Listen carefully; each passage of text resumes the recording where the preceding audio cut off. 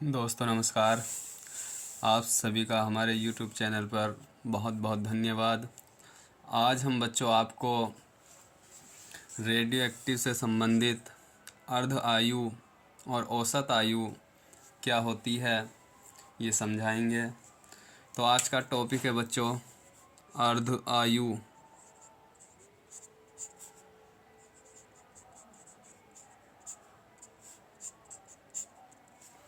अर्ध आयु देखो इस वर्ड से ही पता चलता है, इसके नाम से ही पता चलता है अर्ध आयु। अर्ध का मतलब आधी आयु।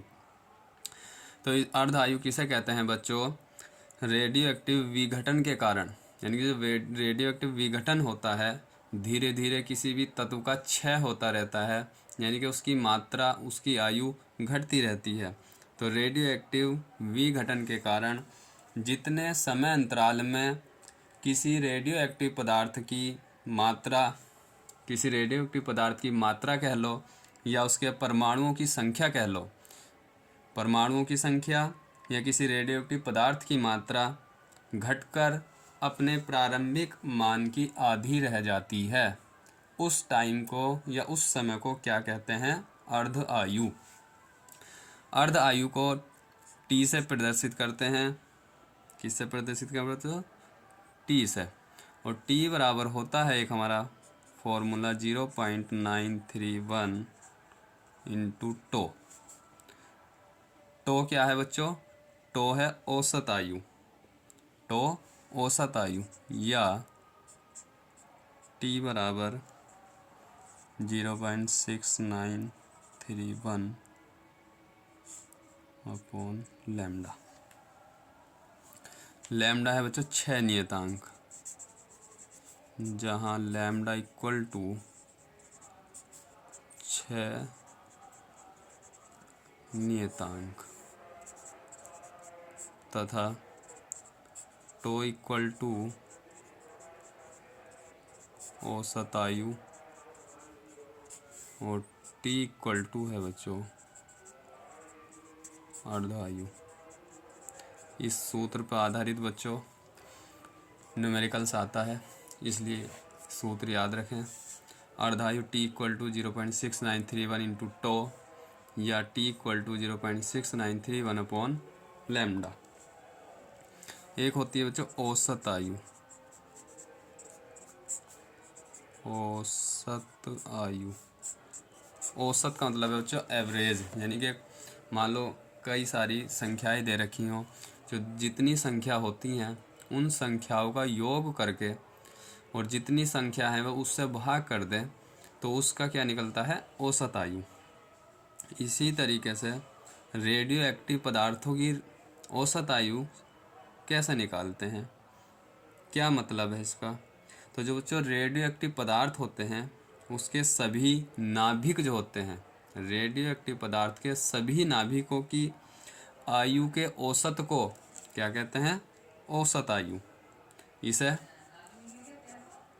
माध्य आयु भी कहते हैं। इसे औसत आयु या माध्य आयु भी कहते हैं। और हमने बताया था माध्य आयु औसत आयु को किससे प्रदर्शित करते हैं? टो से। टो बराबर होता है 1 अपॉन लैम्डा। औसत आयु का फॉर्मूला है बच्चों टो बराबर 1 अपॉन लैम्डा। तो 3 सूत्र हैं बच्चों ये, T equal to 0.6931 into tau और या T equal to 0.6931 upon lambda, जहाँ लैम्डा 6 नियतांक और टो है औसत आयु और कैपिटल टी बच्चों अर्ध आयु। औसत आयु को माध्य आयु भी कहते हैं। टो बराबर होता है 1 अपॉन लैम्डा।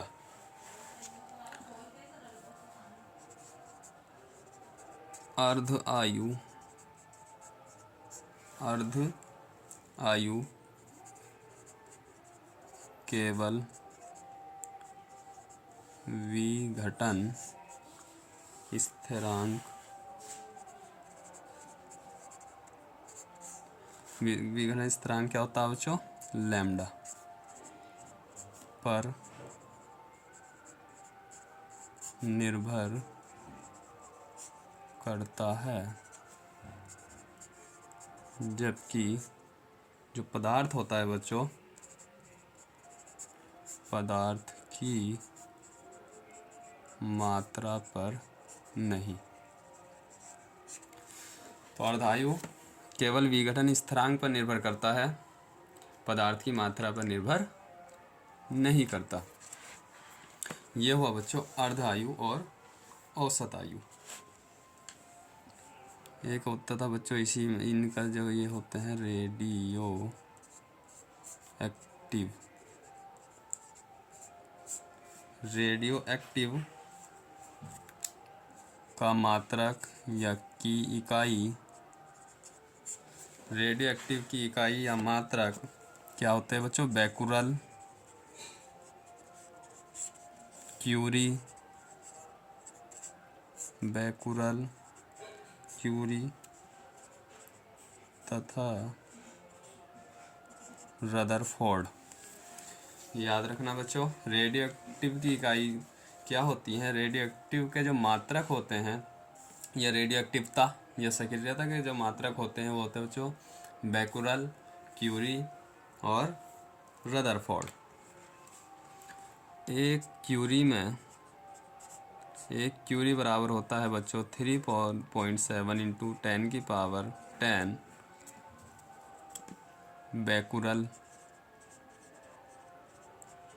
बैकुरल या विघटन प्रति सेकंड,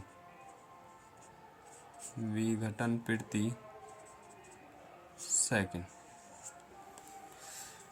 एक बैकुरल जो होता है बच्चों वो एक विघटन प्रति सेकंड के बराबर होता है।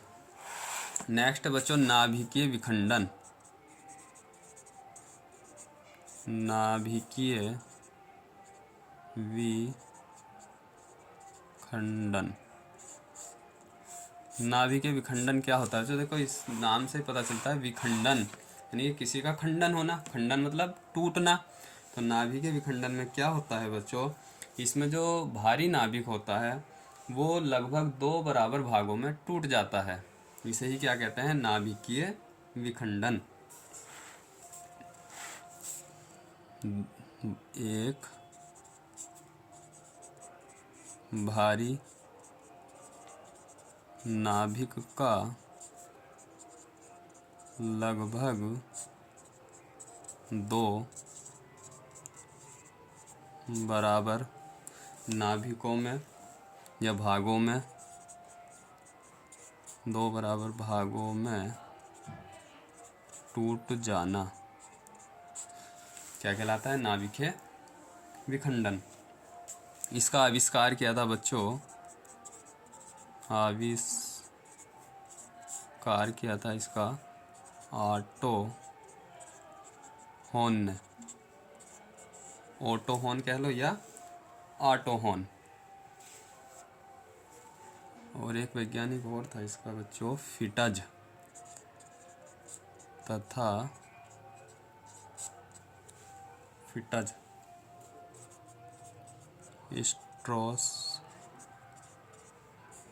स्ट्रॉसमैन। तो इसका आविष्कार किया था बच्चों नाभिकीय विखंडन का ऑटो हॉर्न तथा फिटज स्ट्रॉसमैन ने।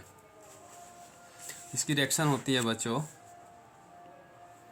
यूरेनियम 235, इसका परमाणु क्रमांक होता है 92 प्लस 0N1 इक्वल टू, ये टूटता है बच्चों बेरियम में। बेरियम का होता है परमाणु भार 144 और परमाणु क्रमांक 56, और टूटता है बच्चों क्रिप्टॉन में। क्रिप्टॉन का परमाणु क्रमांक 36 और परमाणु भार 90 होता है बच्चों, प्लस ऊर्जा उत्पन्न होती है। प्लस ऊर्जा कितने होंगे? 56, 6 6 12 का 2 हासिल 1 5 3 8 1 9 4 4 6 9 4 13 का 3 1 1 2 236, ये 234। तो इसको कंप्लीट करने के लिए लगा दीजिए बच्चों 0N1 0 और ये का 2 4 और 2 6 2 आ जाएगा यहाँ। बैलेंस देखेंगे 4 और 2 6 5 1 6 9 4 13 3 यहाँ से लेकर 1 2 2 अब बैलेंस हो गई बच्चों। तो नाभिक विघटन की रिएक्शन है बच्चों, uranium 92 235 plus 0N1 equal to B है 56 144 प्लस 36 के आर 90 प्लस ऊर्जा प्लस 2 0N1। ये ऊर्जा लास्ट में भी लिख सकते हैं बच्चों, प्लस 2 0N1 पहले लिखे प्लस ऊर्जा। तो नाभिकीय विखंडन का मतलब हुआ बच्चों, एक भारी नाभिक 2 बराबर भागों में टूटता है, इसे क्या कहते हैं, नाभिकीय विखंडन।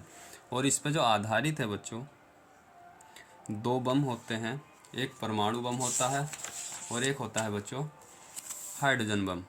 तो नाभिकीय विखंडन पे जो है बच्चों वो परमाणु बम आधारित है। इस पर आधारित कौन सा है, परमाणु बम।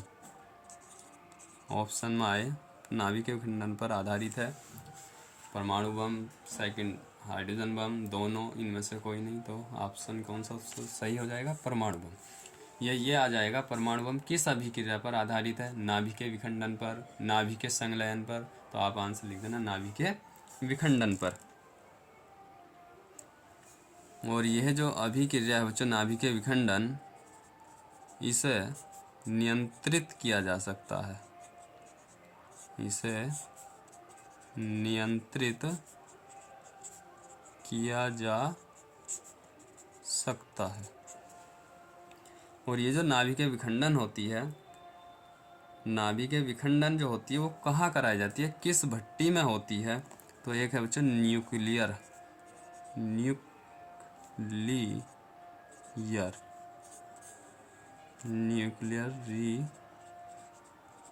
रिएक्टर भट्टी।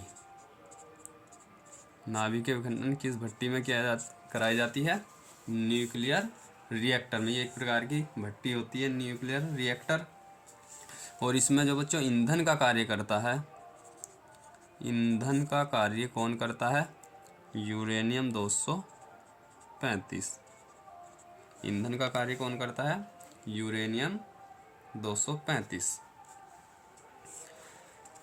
इसमें बच्चों न्यूट्रॉनों की गति को मंद करने के लिए, यानी कि कम करने के लिए किसका प्रयोग करते हैं, न्यूट्रॉनों की गति को मंद करने के लिए उपयोग में लाया जाता है। न्यूट्रॉनों की गति को मंद करने के लिए उपयोग में लाया जाता है, क्या लाते बच्चों, भारी जल और ग्रेफाइट। और इन दोनों में बच्चों बेस्ट है जो, यानी कि बहुत अच्छा तरीके से, यानी कि इन दोनों कई सारे ऑप्शन मिलेंगे आपको, भारी जल, ग्रेफाइट, बेरिलियम ऑक्साइड, इन सब में बेहतर कौन सा है जो न्यूट्रॉन की गति को मंद करता है। तो सबसे बेहतर है बच्चों इनमें भारी जल, यानी कि सबसे अच्छा कौन है इनमें न्यूट्रॉनों की गति को मंद करने में उपयोग लाया जाता है, भारी जल का प्रयोग। ग्रेफाइट भी है लेकिन दोनों में बेस्ट कौन है, भारी जल। ये था बच्चों न्यूट्रॉन की गति को मंद करने के लिए। एक होता है न्यूट्रॉन अवशोषक। न्यूट्रॉन अवशोषक का कार्य, न्यूट्रॉन अवशोषक का कार्य कौन करता है बच्चों, तो आपको याद रखना है कैडमियम की छड़ें, कैडमियम की छड़ें या कैडमियम और बोरान की छड़ें, बोरान की छड़ें। तो न्यूट्रॉन अवशोषक का कार्य कौन करता है, कैडमियम तथा बोरान की छड़ें। लेकिन जो न्यूट्रॉनों की गति को मंद करने के लिए उपयोग किया जाता है वो किसका किया जाता है, भारी जल, ग्रेफाइट और बेरिलियम ऑक्साइड। लेकिन तीनों में जो बेस्ट है, सबसे अच्छा है, वो भारी जल है बच्चों। नाभिकीय विखंडन के बाद है बच्चों नाभिकीय संलयन। नाभिकीय संलयन, देखो संलयन यानी कि जुड़ना। इसमें क्या होता है बच्चों, इसमें जुड़ता है, उसमें टूटता था, इसमें जुड़ते हैं। तो इसमें क्या होता है बच्चों, इसमें दो हल्के नाभिक,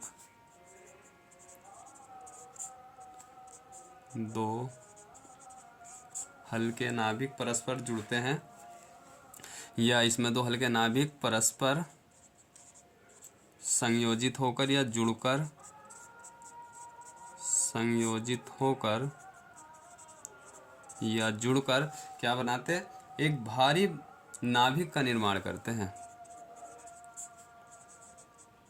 एक भारी नाभिक का निर्माण करते हैं, निर्माण करते हैं। इसमें दो हल्के नाभिक परस्पर संयोजित होकर एक भारी नाभिक का निर्माण करते हैं, किसमें, नाभिक के संलयन में। जबकि नाभिक के विखंडन में क्या होता था बच्चों, एक भारी नाभिक दो हल्के बराबर नाभिकों में टूट जाता था, दोनों एक दूसरे के अपोजिट हैं, और इसमें अत्यधिक मात्रा में ऊर्जा उत्पन्न होती है, क्योंकि उत्पाद का कुल द्रव्यमान, इसमें क्या होता है बच्चों, उत्पाद का कुल द्रव्यमान, उत्पाद का कुल द्रव्यमान अभिकारक,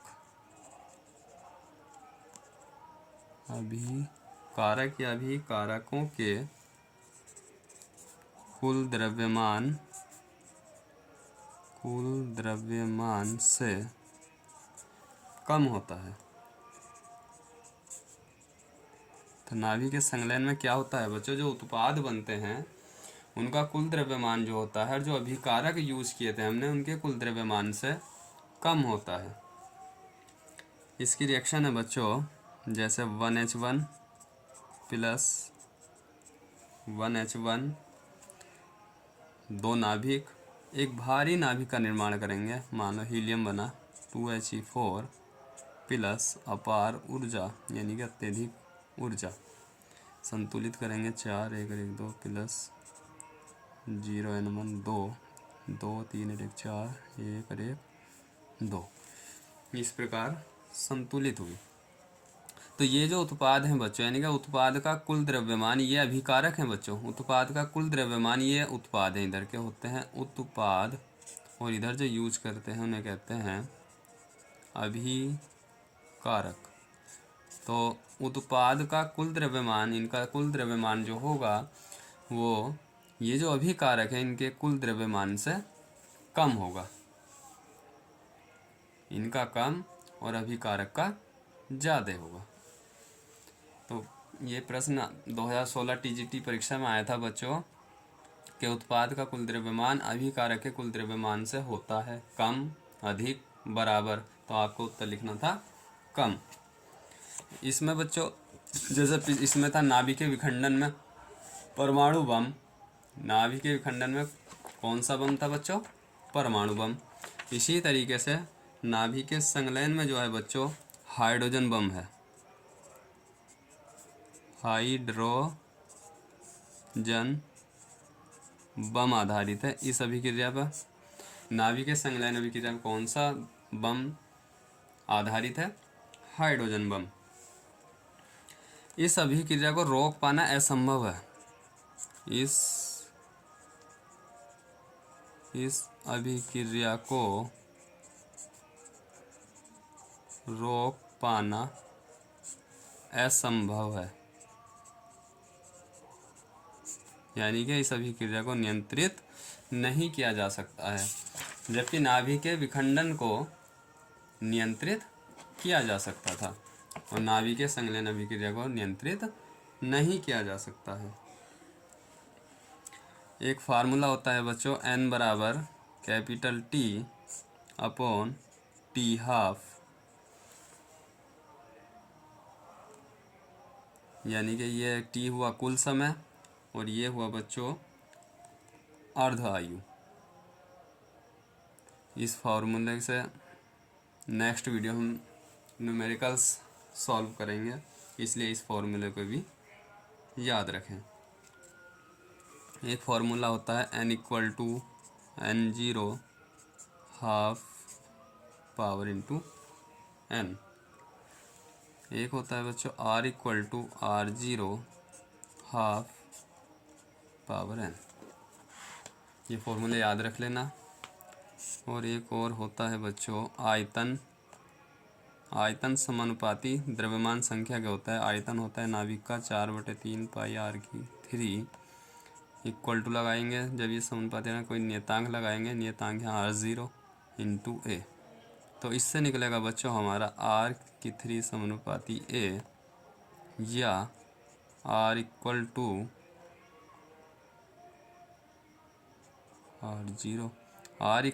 R0 और a की पावर 1/3। ये फॉर्मूला याद रखना, r बराबर R0 a की पावर 1/3।